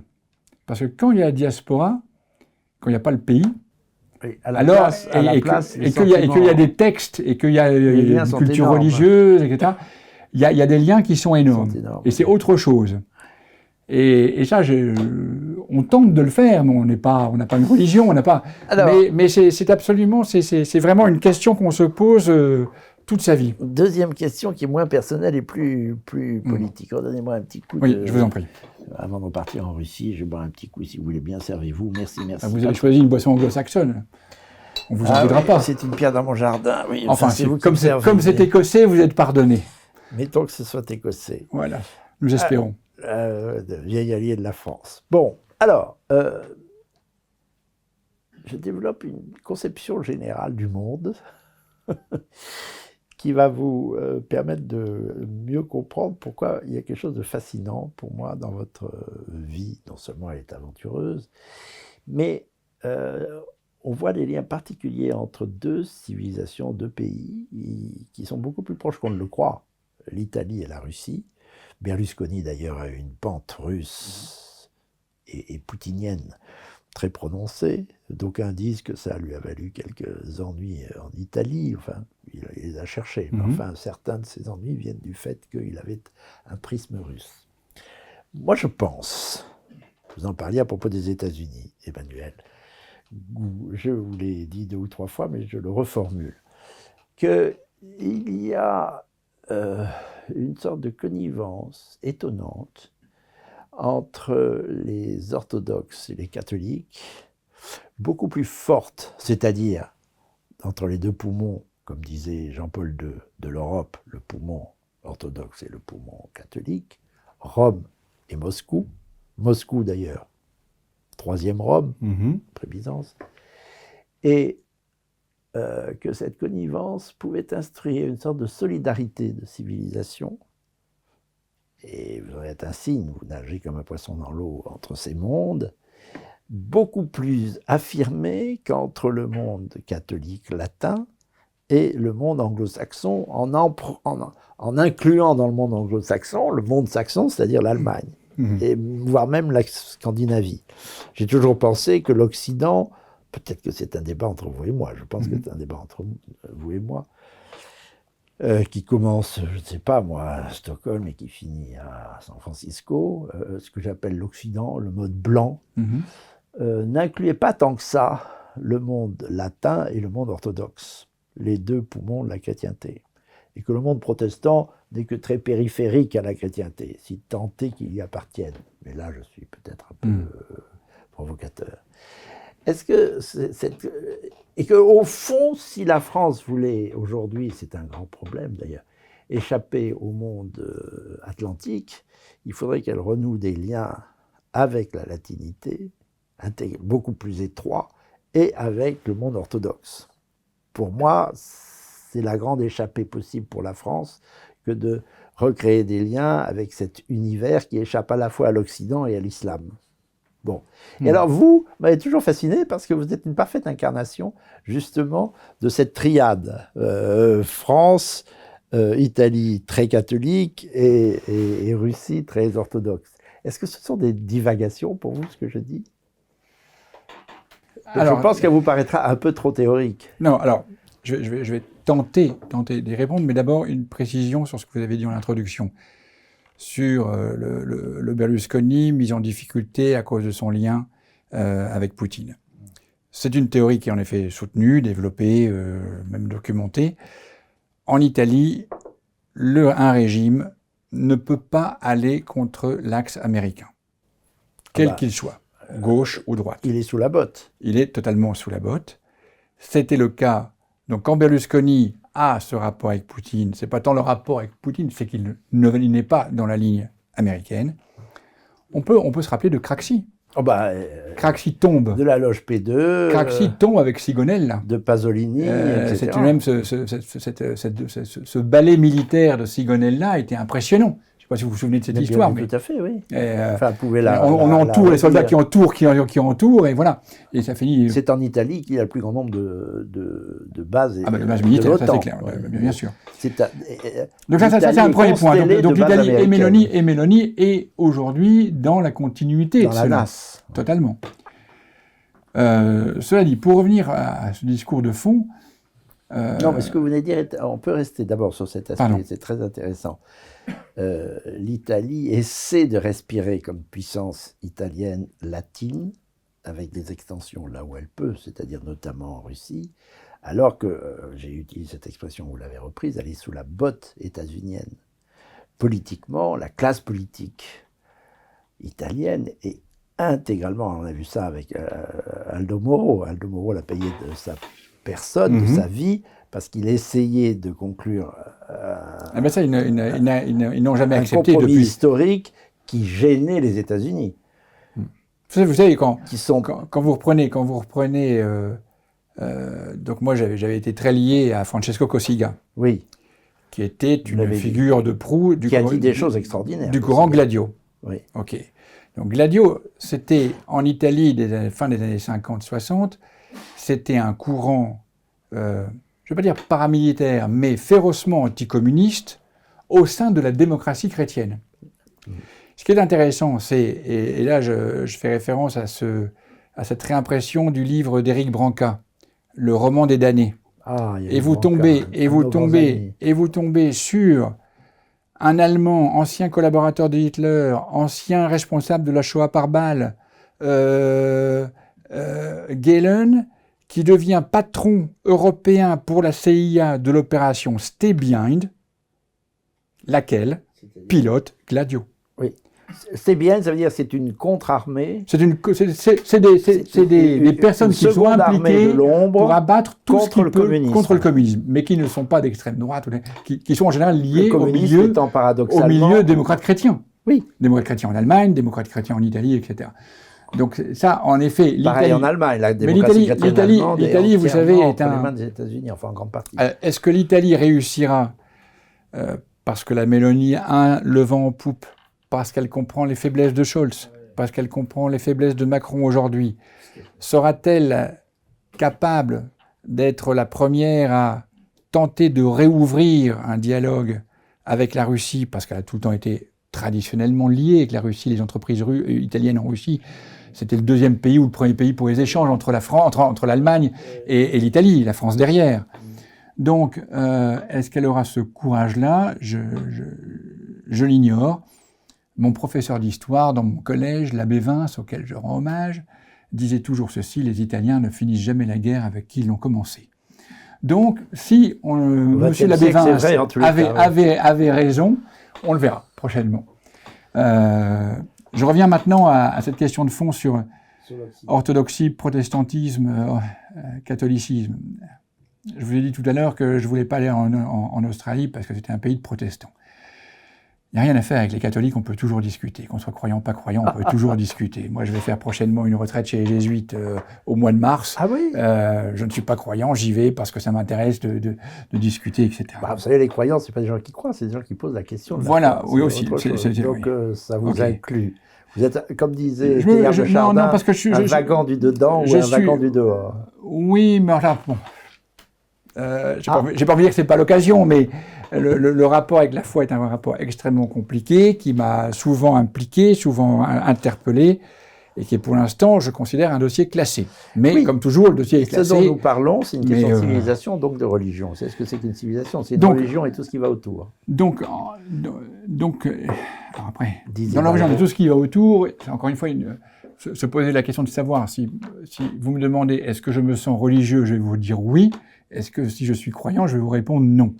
Je m'extasie tout le temps devant un coucher de soleil, et dans mon petit village, ils sont superbes tous les soirs. Donc j'ai de la chance, tous les soirs, je peux m'extasier. D'Italie. Oui. Cela dit, en effet, c'est vrai qu'il y a des axes possibles, plus faciles, plus fréquentables, entre le monde orthodoxe et le monde catholique, et c'est vrai que passer d'une religion à l'autre est relativement facile. Somme toute, ils reconnaissent les évêques, enfin il y a toute une série de... C'est assez transparent. D'une religion à l'autre, laquelle? Entre l'orthodoxie et le catholicisme. Ah oui, voilà. C'est bien ce que je dis. Oui, c'est bien ce que je dis. Ça passe très bien. Maintenant, comme toujours, de l'autorité du pape ou pas de l'autorité du pape, on sait tous les problèmes que ça peut poser, etc. Ça devient un problème politique. Le pape qu'on a aujourd'hui a une telle dimension spirituelle qu'il a réussi à... j'aime pas le mot s'imposer, mais à commencer à exister en Russie. Et les Russes, que ce soit les gens, que ce soit les autorités, ont compris qu'ils avaient devant eux quelqu'un qui était tellement animé par la spiritualité et pas par le pouvoir temporel qu'il représente, que ça valait le coup, ça les intéressait. Plus que les papes précédents? Sans aucune comparaison. Ah oui. Il n'y a aucune comparaison entre le pape François et les papes précédents. Bien que Jean-Paul et Benoît, ils prenaient l'œcuménisme, enfin tout au moins oui, mais ils étaient... Alors, Jean-Paul II a été extrêmement temporel, Benoît XVI a été extrêmement dogmatique, le pape François, Francesco, de ce que j'ai pu comprendre par un dossier que j'ai suivi avec l'association des vieux croyants dont je vous avais parlé un jour.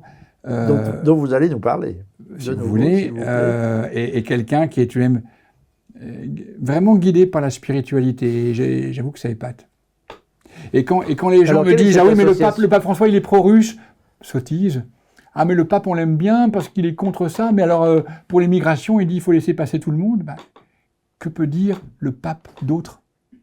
C'est aux politiques de régler les questions migratoires. On peut en parler moins, mais enfin, bon, c'est pas la question. Le sujet, c'est le rayonnement que les Français connaissent mal, dont j'ai eu plusieurs témoignages, de l'actuel pape en Russie. Ça, c'est très. Mais pas seulement en Russie, c'est le premier pape multipolaire.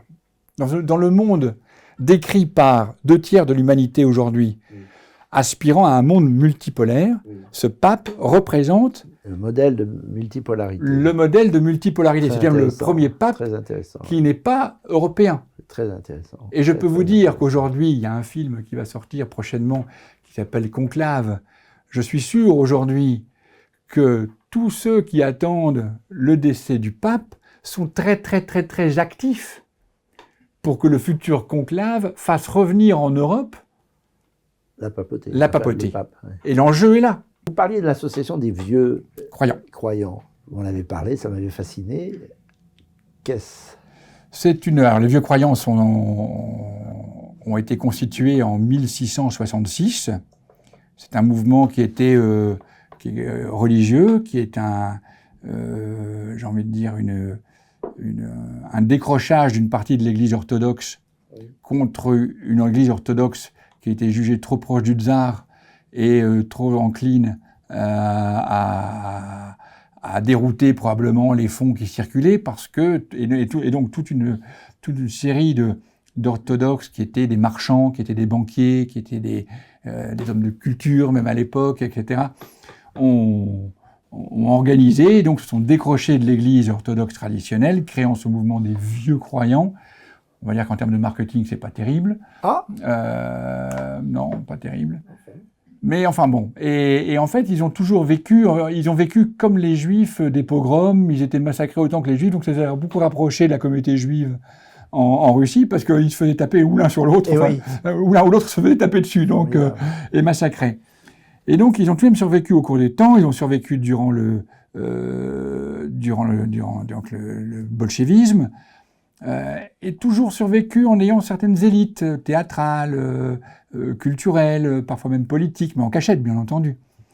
Et donc, ils ont survécu. Il y a quelques années, quelqu'un que j'avais bien connu, qui avait participé à des entretiens, justement, entre l'Église orthodoxe et le Vatican, tout au début des années 2000, qui était d'origine vieux croyant, a décidé, et on a un petit peu fait ensemble au début, de créer cette association des vieux croyants du monde.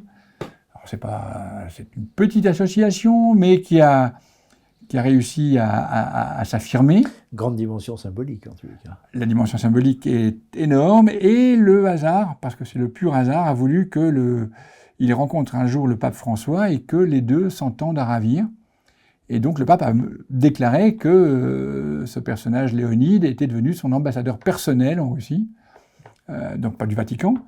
Et donc on peut imaginer les humeurs au sein du Vatican sur ce genre de déclaration. Mais c'est comme ça que vous êtes entré en relation avec le Vatican et le Vatican, non, le Vatican, je l'avais connu un peu parce que à l'époque de Télépiou, en Italie, on discute, il faut tout le temps discuter avec les autorités des Oltrete Vere, donc outre-Tibre, c'est le Vatican, ce qu'on appelle outre-Tibre, et aussi la conférence épiscopale italienne qui est très puissante. Et donc forcément, quand vous vous mêlez de politique en Italie, ce sont des institutions que vous devez rencontrer, que vous devez connaître. Et j'étais devenu à un moment conseiller de la Fondation Communication et Culture de la conférence épiscopale italienne. Ah voilà. Et donc c'est un peu comme ça. À ce dont nous parlons. Et après, j'ai connu l'un des fondateurs de Sant'Egidio, et qui était l'un des acteurs principaux du dialogue avec l'Église orthodoxe. C'est une merveille, mais je crois qu'il y a des tas de gens maintenant qui n'ont plus peur de prononcer le mot paix et de se rendre compte. Il ne faut pas oublier on dit bien à propos de l'Ukraine. On parle bien de l'Ukraine, et il ne faut pas oublier que la paix était faite au printemps 2022. Oui, 3 mois après le. 2 mois après, et dans des conditions bien plus favorables à l'Ukraine qu'elle ne le sera demain. Alors, il faut rappeler que Zelensky était d'accord avec une proposition Zelensky de paix était d'accord, son cabinet était d'accord, ça avait été négocié en Turquie. Négocié en Turquie, mais d'inspiration israélienne, je crois. Et enfin, Israël s'y était mis en même temps que la Turquie pour essayer de trouver un accord possible, accepté par les deux parties. Poutine a exhibé la signature de Poutine, un accord de paix, on ne le sait pas en France. Je crois que c'était au mois d'avril, c'était 2 mois. Non, ça a été dit, mais il faut... C'est pour ça que le studio de l'intervention... Et je finis l'histoire, Emmanuel, pardon, parce que tout le monde ne la connaît pas, hélas, 3 fois hélas. Les Occidentaux, l'OTAN, ont dépêché un Missi Dominici, qui n'était autre que le Premier ministre britannique Boris Johnson, qui est arrivé à Kiev en disant « pas question que vous fassiez la paix ». C'est bien ça. Vous savez, moi je suis en train de me auto-convaincre, avant de tenter de convaincre les autres, que, alors je pars de très loin, que s'il n'y avait pas eu le Brexit, il n'y aurait pas eu la guerre en Ukraine. Ah. Je n'avais pas fait le lien, mais vous allez nous expliquer cette affaire. C'est un peu farfelu peut-être. D'où Boris Johnson. D'où Boris Johnson. Et c'est très marrant parce que quand on parle du livre de Boris Johnson, on parle du moment où il dit qu'il va envoyer un bateau saisir des vaccins. Quand on a commenté dans la presse le livre de Boris Johnson, on s'est occupé d'un possible commando britannique qu'il aurait pu envoyer aux Pays-Bas pour saisir des vaccins. Donc on voit le niveau dans lequel les gens ont envie de tenter de comprendre ce qui se passe. C'est-à-dire en n'y comprenant rien. Pour revenir à cette idée que j'ai sur les origines du Brexit, le Brexit, qu'est-ce qui s'est passé? Alors déjà, à titre personnel, enfant, j'étais contre l'entrée de l'Angleterre dans le marché commun.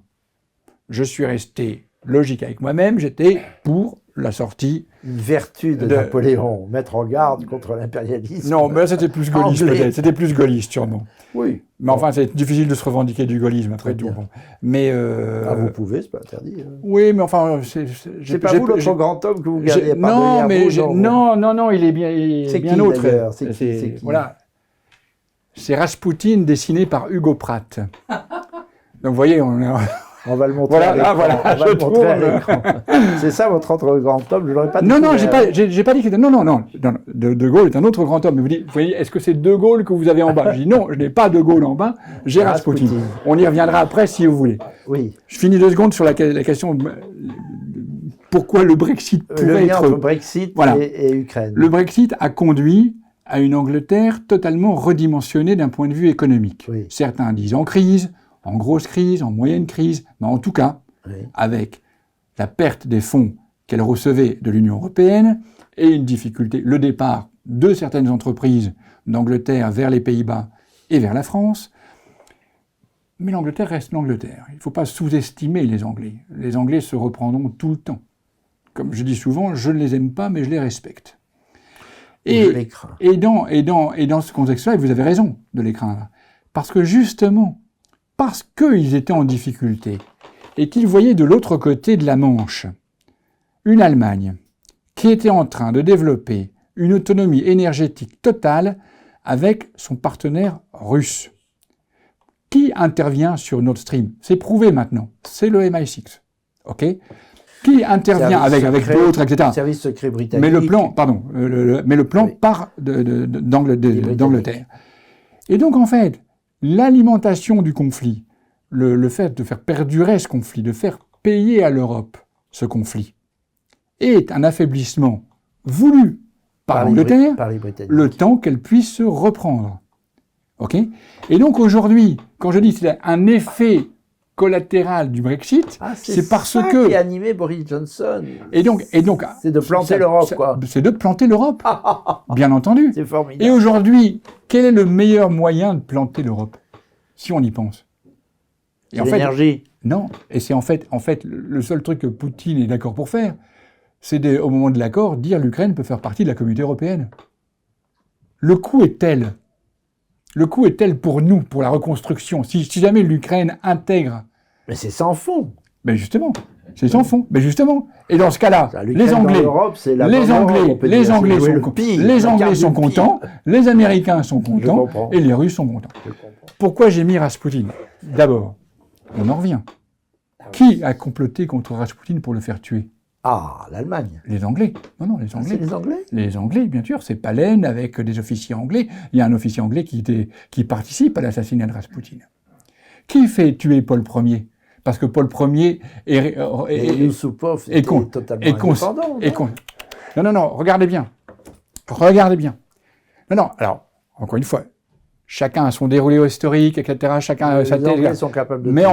en tout cas, il y a une théorie qui n'est pas complotiste, etc., qui précise bien que derrière l'assassinat de Raspoutine, il y a l'Angleterre. Derrière l'assassinat de Paul Ier, il y a l'Angleterre. Les Anglais n'ont jamais vraiment beaucoup aimé les Russes. Okay. Surtout quand ceux-ci se rapprochent de l'Allemagne ou quand ceux-ci pouvaient se rapprocher de la France, et de la France de Napoléon. Danger maximal. Danger maximal. Ça continue avec les Américains qui veulent surtout pas d'unité du continent. Pourquoi j'ai pris Raspoutine comme ça? Parce que Hugo Pratt, d'abord le dessin est très beau à mon avis, je vais le remettre, mais parce que Hugo Pratt, c'est quand même l'auteur de Corto Maltese, et j'ai envie de dire, on a tellement, quand on est un être libre, comme je vante de l'être, de pouvoir un tout petit peu ressembler à ce Corto Maltese qui est plein justement de religion, plein de mysticisme et plein de liberté, que c'est une fonte d'inspiration. Mais j'en suis très loin, et puis je suis pas marin. Donc, en étant un aventurier. C'est un peu vous. Mais je suis pas marin. Non, j'en suis très loin. C'est un Corto Maltese. Je le remets par terre, du continent. Non, laissez-le pour la caméra sur la table, c'est très bien. Alors, un mot tout de même, hélas, moi je pourrais passer la nuit entière, la nuit est tombée, et on pourrait s'aventurer longtemps, mon cher Emmanuel Gou, avec vous, tant vous avez de choses à dire, et nos auditeurs, nos téléspectateurs s'en rendent compte à mesure que nous parlons. 2 ou 3 derniers sujets quand même qu'il faut à tout le moins toucher du bout de l'aile. Poutine, vous avez vu, et vous avez aimé la Russie un peu chaotique, d'Elstine, dramatique, on crevait de faim, on s'était mis à crever de faim. Un État effondré, plus ou moins pris en main par les États-Unis et les intérêts privés américains qui achetaient des immensités de forêts en Sibérie, qui envoyaient le bois par l'Alaska. Il y a un certain Declan Ganley qui a fait toute une carrière là-dessus, quelqu'un qui je garde un chien de ma chienne, mais je ne sais pas si tout le monde voit de qui je parle. Seuls les souverainistes me comprendront, mais passons. En tout cas, beaucoup d'Américains ont fait beaucoup de grandes affaires avec la complicité de responsables anciens communistes qu'ils corrompaient pour acheter, je crois même qu'il y a un ministre du transport communiste qui a vendu les trains d'une société américaine. Non, mais c'était une époque où on pouvait tout acheter. Donc, vraiment le Far West. Et à plusieurs fois d'ailleurs. Et enfin, peut-on dire, Poutine vint et remet, on peut le dire, la Russie sur les rails, aux grands dents des États-Unis qui s'imaginaient qu'ils allaient faire leur marché en Russie. Et un certain Huntington écrivait un livre, non pas Huntington, Brzezinski écrivait un livre, Le Grand Échiquier, expliquant qu'on allait pouvoir démembrer la Russie facilement. Ça, c'est 97, le livre de Brzezinski, Le Grand Échiquier. Ne serait-ce que pour faire main basse sur les richesses de Sibérie, dont il faut peut-être que nous disions un mot. Il y a toute la Sibérie derrière. D'où le choix actuellement de Poutine qui étend la Russie vers l'Est en choisissant Kazan pour réunir les BRICS. C'est pas tout à fait la Sibérie, mais c'est sur la route. Ouais. Bon. Et ainsi, disait Brzezinski, réussir par le Nord à contenir la Chine. C'était ça, les fantasmagories. Il fallait en tous les cas démanteler la Russie. Hélas, pour ce plan otanien, c'est raté. C'est raté parce que Poutine est tombé du ciel. Quel regard portez-vous sur ce personnage, vous qui avez vécu en Russie pendant toutes ces années-là?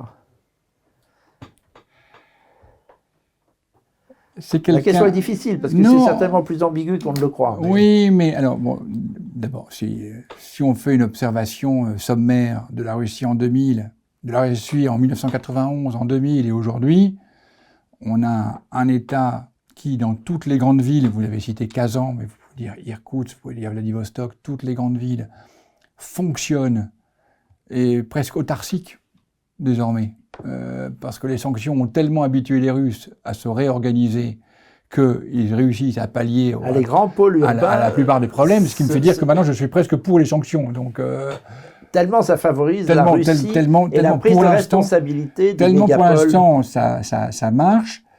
Et Poutine, sur cela, a réussi pour moi, et il a réussi parfaitement jusque 2018, qui était l'année de la Coupe du Monde de football. Quand la Coupe du Monde de football arrive, pourtant la Crimée date déjà de 4 ans, à Moscou et dans toutes les grandes villes russes.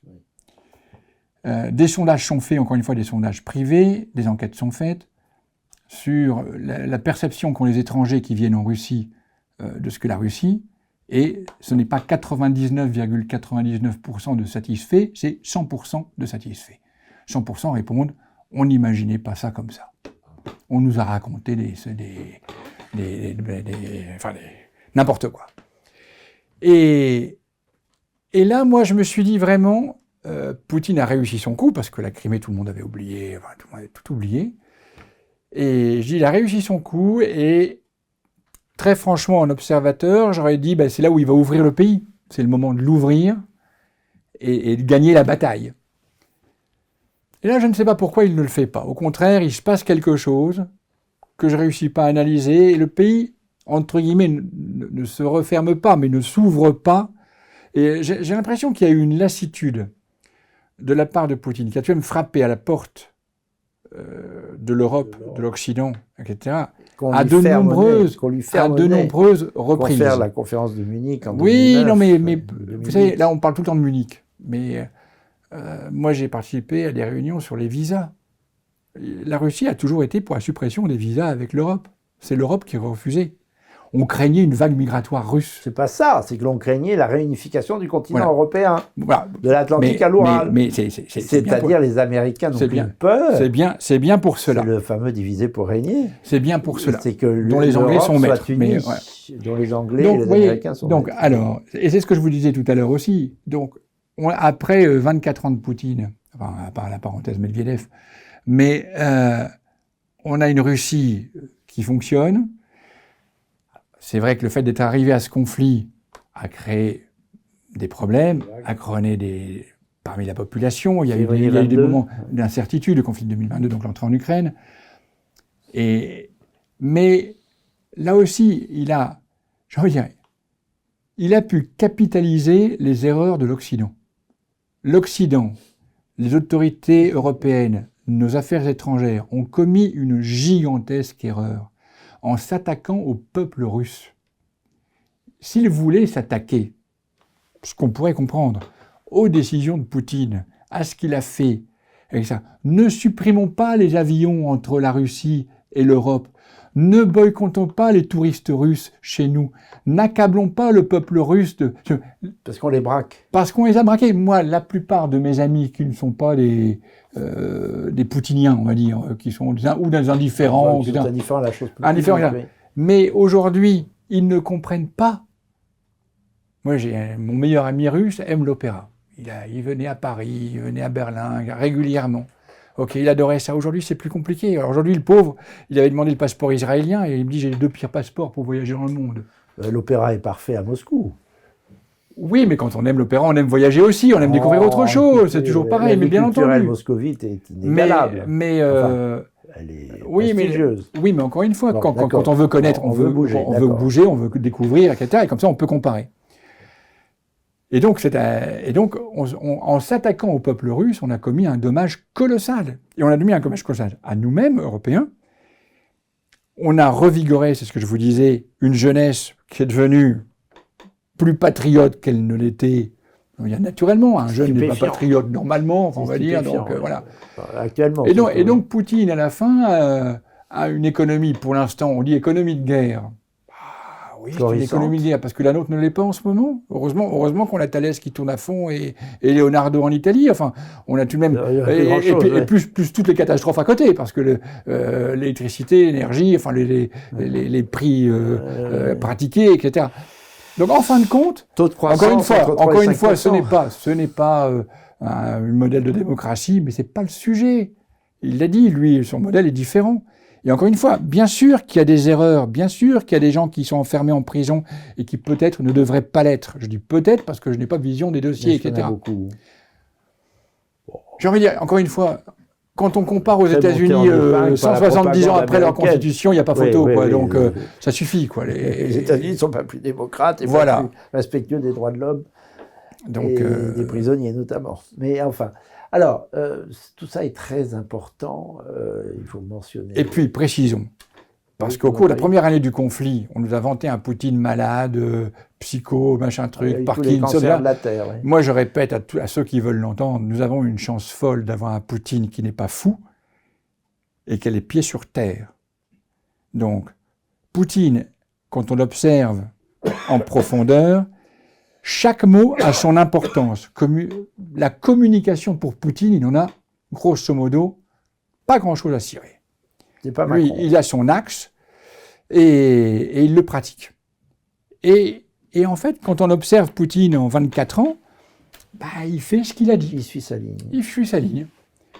Il ne dépense pas plus que ce qu'il a dans les caisses. C'est important. Il aime bien avoir 2 années. Il aime bien avoir 2 années de réserve avant de commencer à dépenser. Parce que quand on me dit l'économie russe est en difficulté, etc., à cause de macro. Oui, alors encore une fois, je suis un autodidacte, mais enfin, il n'y a pas de dette. Ok, il y a une croissance qui est à plus 4 et qui devait être à plus 3 puis elle est à plus 4, donc on est surpris en bien. 3 et 5 depuis 10 ans, et c'est les Occidentaux qui le disent, donc c'est pas. Et nous, alors après, on tente de se réfugier, oui, c'est une économie de guerre. L'économie de guerre, moi je peux vous dire, si vous vous baladez dans les grandes villes à Moscou, Kazan, etc., l'économie de guerre, c'est tous les gens au restaurant en train de se régaler. D'une viande qui est excellente, de fromage qu'ils ont réussi finalement à faire de façon presque correcte, et ainsi de suite. La vie est belle à Moscou. La vie est très belle à Moscou. La vie est très très belle à Moscou. Mais la vie est très très belle aussi dans de plus en plus de villes. Alors les campagnes, bien sûr, les campagnes c'est plus difficile, mais dans quel pays c'est pas plus difficile les campagnes? Comparons si on compare, on dit la campagne russe, on la compare à Paris, là on va dire, c'est sûr que c'est pas terrible la campagne russe. Bon, mais et encore, donc c'est un pays dans lequel aujourd'hui, on peut travailler. On peut créer des choses. Première puissance exportatrice agricole. Souvenons-nous de nos cours d'école, où il n'y avait plus de blé en Russie, il n'y avait rien à manger. Aujourd'hui, c'est les premiers exportateurs. C'était nous à l'époque. C'était nous. Ouais. Et c'est la Russie. Et c'est les premiers exportateurs. Quand vous allez de Rostov à Moscou en voiture, ce que j'ai fait, c'est des champs à perte de vue. Des champs de blé, des champs, après je ne suis pas un spécialiste de l'agriculture, mais c'est que des champs pendant 1000 km. Ce qui est extraordinaire, c'est que tout un monde se dessine derrière ce que vous dites. Un monde dont on se rend compte qu'il échappe petit à petit à l'Occident. C'est un énorme symbole que Poutine ait reçu à Kazan, 24 chefs d'État et de gouvernement. Ce n'est pas des plus petites nations. Sur 32 invités, sur 36 invités, 32 ont répondu positivement et 24 ont envoyé des chefs d'État et de gouvernement. C'est une contre-ONU. Encore une ONU qui réussisse à faire venir à l'Assemblée générale les chefs de gouvernement, ce à quoi elle n'arrive plus. Et il y a aussi à Kazan le secrétaire général de l'ONU qui se raccroche, pour ainsi dire. Le basculement du monde, comme dit l'un de nos amis François Martin, c'est une formule qui restera, je crois, le titre d'un de ses livres. Je le cite parce que c'est un des contributeurs essentiels et combien précieux du nouveau conservateur. Le basculement du monde est en train de se faire sous vos yeux. Non ? Bien sûr. Mais c'est ce qui se passe à Kazan, ou ce qui s'est passé à Kazan, nous l'espérons, et sera un moment important d'un point de vue des décisions géopolitiques, mais aussi du point de vue de la technicité financière. Parce que, c'est-à-dire qu'aujourd'hui, les blocages des paiements Visa, Mastercard en Russie, etc., donc le fameux SWIFT, est un modèle qui s'impose, mais sur lesquels ces pays-là travaillent pour lui créer une alternative. Et en fait, là, il y a tout le débat sur la fin du dollar. Alors, il faut jamais Anticiper trop vite. Aller trop vite. C'est des processus qui sont très longs parce que ces pays-là ont beaucoup de réserves en dollars. Donc si le dollar vaut plus rien, il faut d'abord que tu aies liquidé tes réserves et tes investissements en dollars avant de dire que le dollar ne doit plus rien valoir. Parce que sinon, tu scies la branche sur laquelle tu es assis. Donc je crois qu'il se passe énormément de choses, que malheureusement, nos œillères sont lourdes. Tragiques. C'est incroyable. Là. Vous prenez ce recueil de Védrine sur les grands diplomates qu'il a sorti il y a quelques semaines. Il a fait un recueil, il a dirigé différents auteurs, Hubert Védrine, ancien ministre des Affaires étrangères, etc., a dirigé les grands diplomates de l'histoire. À titre anecdotique, le seul sur lequel il y a un portrait et qui est encore vivant, c'est Lavrov, l'actuel ministre des Affaires étrangères russe. Et en fait, on voit à travers tous ces ministres autrichiens, français, allemands, russes, etc., c'est qu'il y a deux points communs. L'écoute et la curiosité. L'écoute et la curiosité. Et on manque de curiosité. Oui. Et le pire, c'est que quand on est curieux et qu'on arrive à des conclusions, aujourd'hui, dans certains milieux, on est le fameux complotisme. Un ami m'a dit un jour, la formule que j'adore, qui est toute simple, mais il n'y aurait pas de complotisme s'il n'y avait pas de complot. Mais donc la formule est simple, mais elle est tellement vraie. Et en fait, la curiosité est devenue complotiste. Qui est curieux est un complotiste en puissance. L'écoute, etc. Et donc ça, c'est extrêmement gênant, c'est extrêmement perturbant. Et alors, hélas, il faut encore une fois que nous abrégions notre conversation déjà longue, mais qui aurait pu se prolonger. Il faut signaler que vous êtes un correspondant actif, un ami de Caroline Galacteros d'abord, et un correspondant actif de Géopragma, un institut de géopolitique que nous suivons beaucoup, nous autres nouveaux conservateurs. Vous écrivez pour Géopragma. De temps en temps, parce que je ne suis pas un grand écrivain. Vous faites des émissions de télévision aussi, enfin des émissions. Oui, j'en ai fait une sur la Russie, sur l'Italie, sur le oui. Comment faire pour les trouver faciles? On va sur YouTube et on tape Emmanuel Gou Russie ou Emmanuel Gou Italie, en général on tombe dessus. Oui. Emmanuel Gou Italie, Emmanuel Gou Russie. Voilà, oui. Très bien. J'ai vu l'une et l'autre. Oui. Vous allez continuer. Quand l'occasion se présente, mais... à la grâce de Dieu. À la grâce de Dieu, oui. Je ne suis pas en quête de visibilité, je suis en quête d'approfondissement, et c'est pour ça que j'ai apprécié votre invitation, parce que pour moi, en effet, il faut avoir le temps de parler. Et c'est plus long pour la personne qui veut écouter, mais prenez votre temps et écoutez, voilà. Alors, l'autre mot, c'était écouter, regarder. Oui, non, alors moi, mon slogan, c'est liberté, curiosé, humorisé. Liberté ER, humorisé ER, et curiosé ER.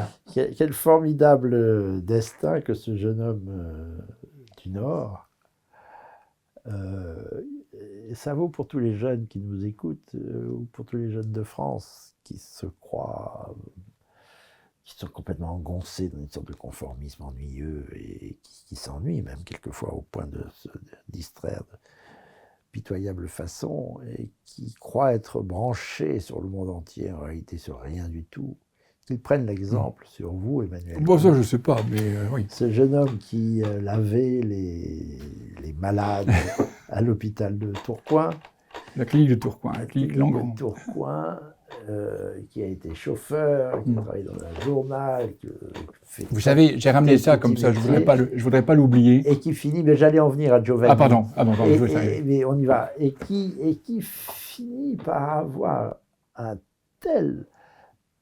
telle conscience des évolutions du monde que vous arrivez à comprendre à peu près tout ce qui se passe, c'est-à-dire parce que vous êtes sorti de chez vous et parce qu'il s'est passé quelque chose, vous voilà atterrissant en Italie, rencontrant quantité de personnages, puis la Russie, puis l'Europe de l'Est, et puis le Vatican, le monde du Vatican dont vous avez parlé. Il y a encore des choses dont vous n'avez pas parlé, mais je ne sais pas si on peut tout dire, mais vous avez un rôle important, qui a failli devenir maire d'une petite ville d'Italie. Enfin, ce que peut être une vie quand on la prend en main et quand on est curieux.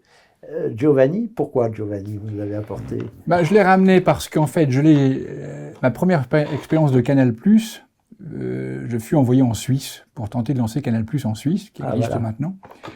Et au cours ça manquait ça. Qu'est-ce que vous n'avez pas fait? Mais qu'est-ce que vous n'avez pas fait dans votre vie? Au cours du festival de Genève, j'ai eu l'occasion de rencontrer José Giovanni. Ah, voilà. Et on a passé, entre guillemets, la nuit à discuter ensemble.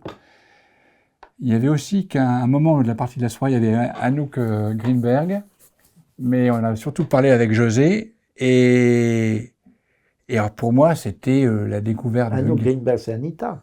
Non, Anouk Greenberg, non. Je sais pas qui c'est. Bon, actrice. Et José Giovanni, pour moi, c'était Gabin, Ventura, Audiard. Enfin, c'était. Et puis c'est son histoire à lui aussi, celui d'un condamné à mort, sauvé par son père. Enfin, tous ces films sur la peine de mort sont liés à sa propre expérience. Et on a eu ce rapport absolument extraordinaire. Je dois dire que moi, j'aime bien me faire, chaque fois qu'on m'offre gentiment un livre, j'aime bien le faire dédicacer. Et je crois que c'est celle qui m'a le plus marqué. Et je crois que ça pourra servir de conclusion, peut-être. Enfin, vous me direz. Emmanuel qui promène son regard sur le monde et qui posera sans doute celui du cœur sur ses destinées. Sincèrement, José Giovanni. Et je relis ça, mais régulièrement.